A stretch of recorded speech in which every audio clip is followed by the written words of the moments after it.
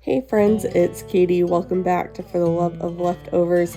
Here on this channel, you're going to find things like budget-friendly foods and habits that help our large families to eat and eat well. And today we are talking about one of those ways, one of those tips, tricks that I like to give out, and that's utilizing your local farms. So you may have seen on this channel, I've done things like grocery hauls and shopping hauls, and while yes, we can certainly get all the things that we need from big box stores, I really love to support local farms and small businesses when we can.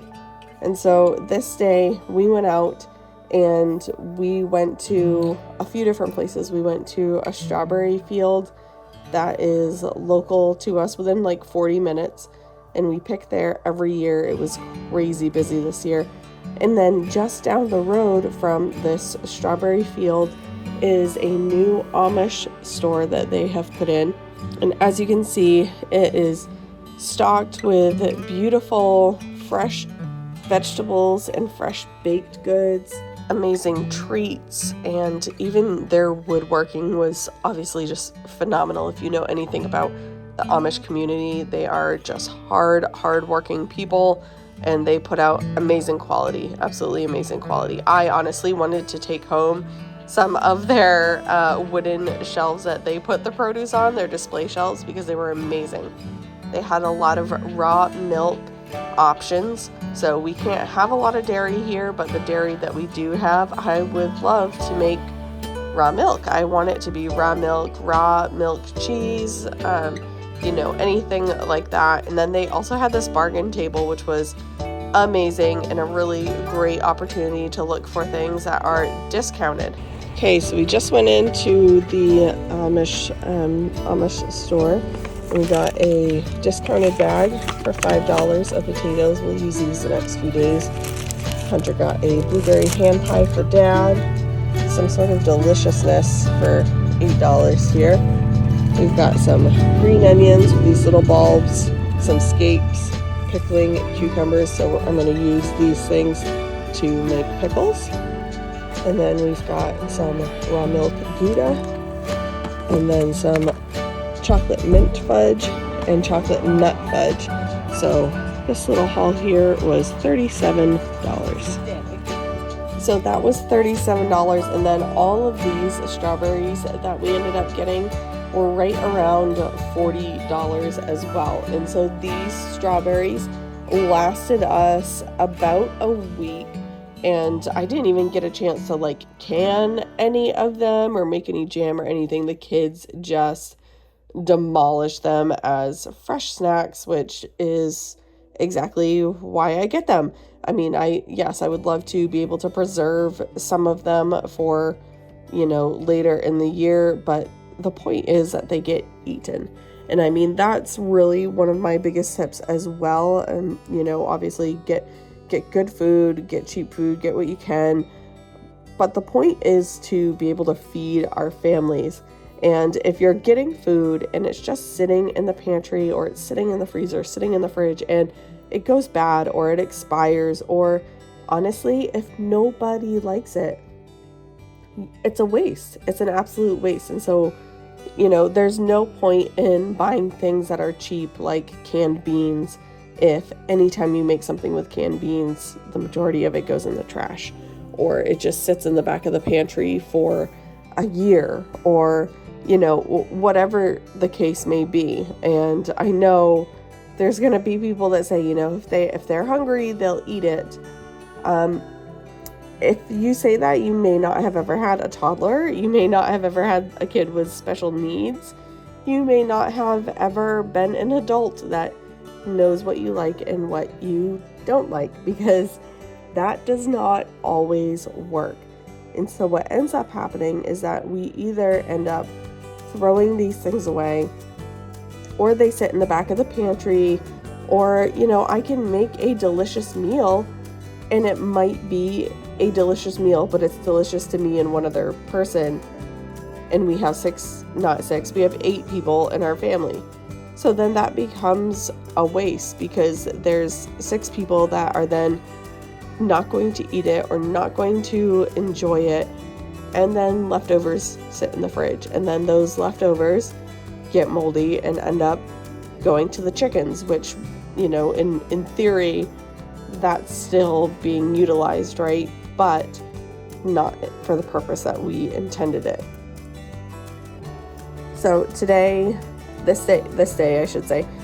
this day, I made a point that when we got home from the Amish store and strawberry picking, that, you know, they had full use of those strawberries and they were able to eat as much strawberries as they wanted. We served them with dinner also, and like I said, it lasted us a week, but they all got eaten. None of them went bad.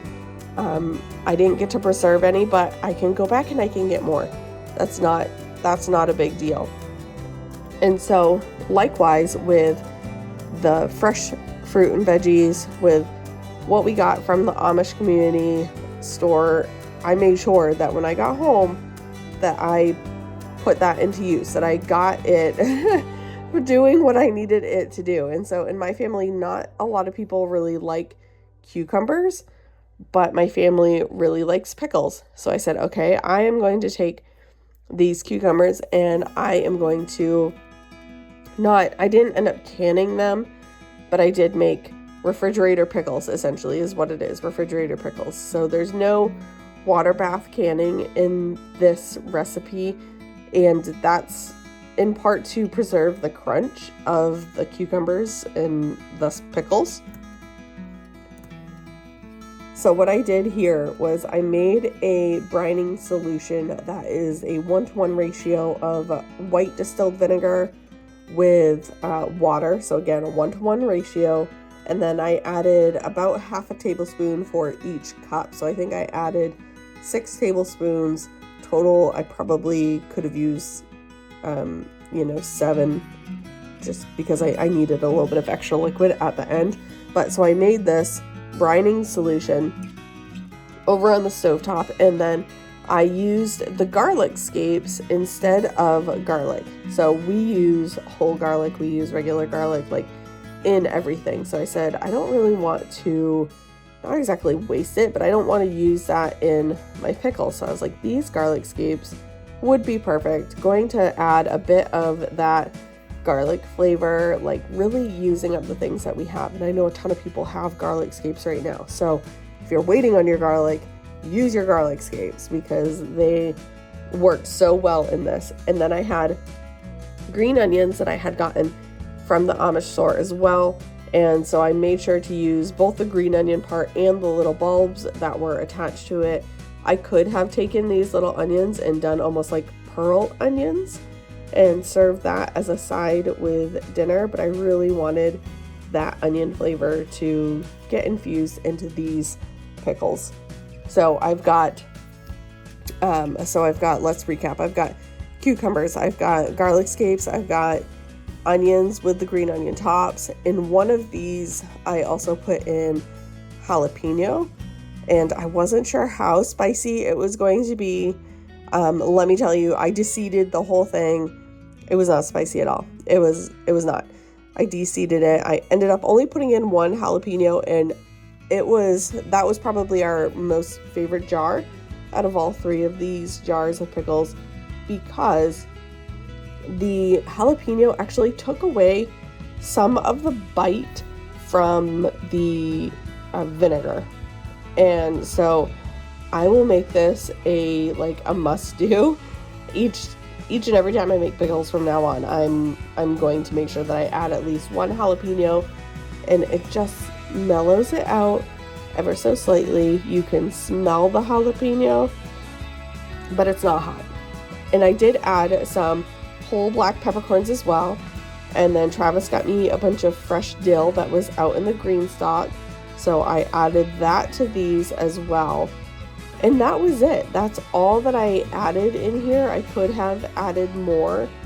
I could have added more aromatics, and I could have added probably some more pickles as well. And I think next time maybe I'll try actually chopping up the pickles, doing pickle chips instead of pickle spears, because you can definitely fit more in doing pickle chips.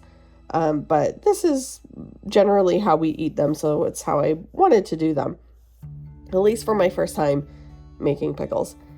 I will say, if you have any weights, so I had like fermenting weights, like the coil springs, and I tried that, and within a half an hour I took them out because I could see that it was actually squishing the cucumbers, i.e. the pickles, and I didn't want that to happen. So I took them out and ended up just putting the covers on them. But if you have glass weights for fermenting and for canning, put those on top. You want everything to be submerged to prevent bacterial growth. But these came out so good. These are so good. And then the same day, I also made bread. I had some of that going. This is another one of my tips for, working with a budget, is find something that your family goes through.